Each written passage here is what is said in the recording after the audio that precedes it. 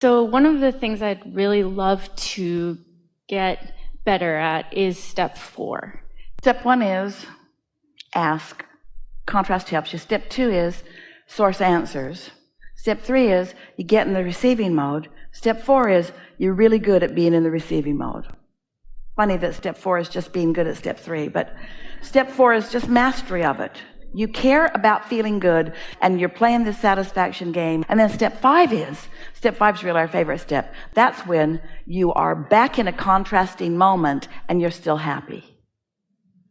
The contrast isn't setting you off your game. You see it for what it is, the valuable thing that it is. Yeah. Okay, so then maybe it's more 4 to 5.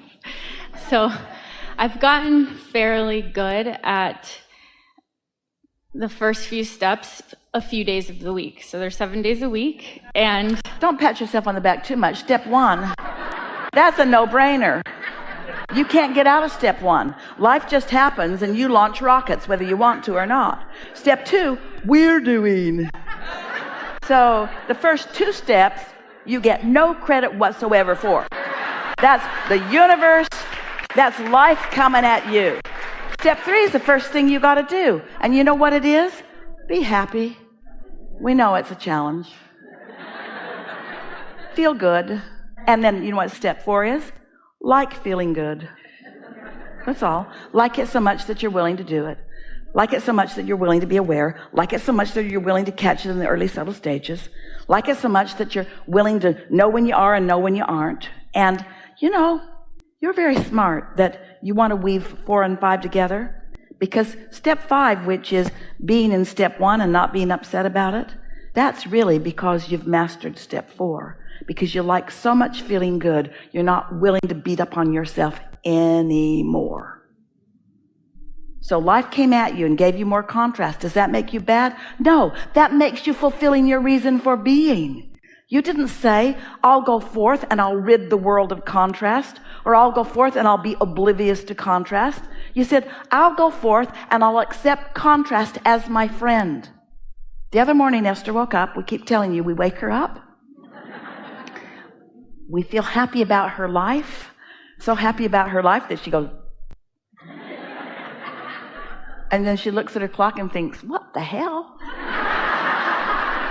It's still dark outside. Why am I awake? It's us. And the thought that's in her mind is she sees the infinity sign or the eternity sign. Call it whatever you want. So we said to her, because it was on its side, look at it and see one end of it is contrast and the other end of it is desire. Or belief and desire, in other words, and see how it all fits together, and see how eternity is made up of knowing what you don't want and knowing what you do want. The contrast, launching the desires. The question brings the answer, and the problem brings the solution, how it all fits together. Make peace. Feel appreciation for all of this contrast. So when new contrast shows itself to you, because you want expansion, then thank the contrast that's shown itself to you, because as it shows you what you don't want, it shows you what you do want. You cannot be the eternal being that you are without all of that. Yes? And so doesn't it make you want to make peace with it? And there's some rascal upsets you and you think, that was rude and unnecessary. I don't like being upset. Or you could think, oh, you've just helped me launch another desire, another clarifying aspect to my expansion, which I must have because of all the things that I am. Eternal is the most significant. And without something that causes me to ask, then I would cease to be. And since I cannot cease to be, then thank you for the direction along the way. Thank you. Thank you for the focus. For the focus that I get to now define. Thank you for the question or the problem that is now causing me to focus in the direction of the answer or the solution. Thank you for producing more impetus for my life, which I love. That's step 5. Yahoo! Somebody to hate. For just a minute until I realize that's not who I am. So I got to work this out because I hate you. because of the way you're behaving. When I look at you, I feel hatred because of who you're being. And I also feel disembodied from who I really am. I also feel complete disconnection from the love that is me. So now I got some things to think about. My hatred of you or the true love that is me, which means I either got to get my attention off of you or I got to find some things about you that I can appreciate. And as you find things to appreciate about the most egregious of beings, you come into true ownership of who you are. And the universe expands because you and they have helped you to focus into what is really wanted, you say. So? Can you help me with a little more specifics on exactly that? Yes. Okay, so I work out of the home 5 days a week, and that is where I'm able to flow fairly well. Then the other 2 days of the week, I'm home. I have 2 beautiful children, and my elder son is on the severe end of the autism spectrum. So I already believe that we chose each other to expand and all of that, and I see the perfection in the situation. I know that this is for my benefit. When you step back far enough, you always see it. When you get up close to it, sometimes you forget. Yes. So being up close, and every day, every Monday through Thursday, I'm like, okay, tomorrow's Friday, and I'm going to master this. And you just said to us that step 4 is what you're after. And so isn't it logical that you would live in a situation where the mastery of step 4 is being helped along by day-to-day experience? Okay, so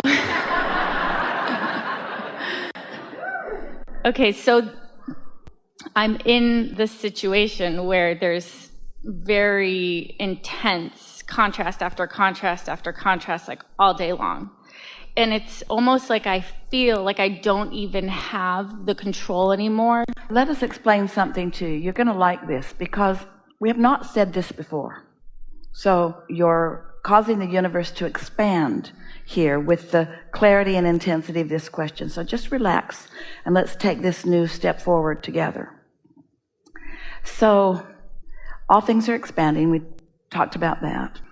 And the intensity of what you're living is causing a lot of desire. And the difference, we've already clarified, between you and your human perspective and your inner being in its spiritual, vibrational, non-physical beingness. The only difference between you is that your inner being is disciplined is not the right word, but it's the closest one Esther can find. It's really practiced, kind of like the step 4 that you're reaching for, in holding the vibration of love and well-being, regardless of what is being observed. So the way that you and your inner being work so well together, each of you, is that you came where you can freak out, and in your freaking out launch new desires, and your inner being watches you come and freak out, but never freaks out and never loses connection with source. Does that make sense to you? So there's always this steady vibration of resources and of answers to questions and solutions to problems that is available to you. So you're discovering through what you call contrast, improvements, and your inner being is taking the improvement and becoming the improvement and experiencing the positive evolution, which is what this well-being and goodness of the universe really is all about as a result of what you're living. Now, you might say, well, I don't like so much being the guinea pig that's out here in the trenches that's throwing the good stuff your way, inner being. And in a way, we can see why it might feel that way to you. But as you reach into these new places, you ask for new things, and your inner being always is the vibrational equivalent of what you've asked for. We're getting to something really important here. Your inner being sees the contrast, but doesn't have the knee-jerk reaction to it, because your inner being is stable in its knowledge of goodness and well-being. Your inner being knows that there's no risk and knows that the well-being is dominant. And so it doesn't matter what upheaval is happening on the planet. You have to ask sometimes. Humans do ask this question on a pretty regular basis. If there is a source energy, or what we as man want to call God, then why does God allow all of this chaos and all of this suffering? Why is that even allowed? Why are we allowed to have suffering? And the answer is because you have free will in order to produce new desire. It's all part of the process. And because you have guidance that will always lead you into the solution that the problem has helped you point toward. Did that make some sense to you? So the difference between your inner being and you is that your inner being always holds steady to the solution, to the love, to the answer to the question, no matter what you are doing. That's where your inner being is.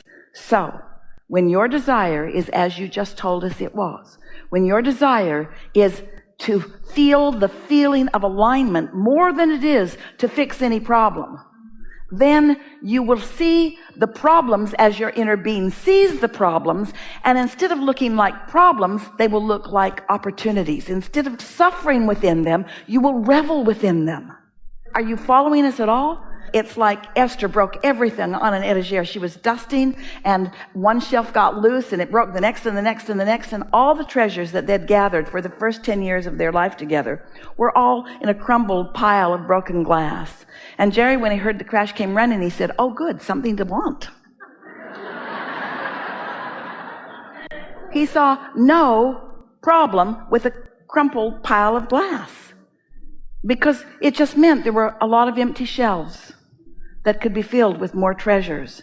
And the fun of finding them is so delicious, you see. Helpful? Yes. And also today's his birthday, so thank you. Pretty good.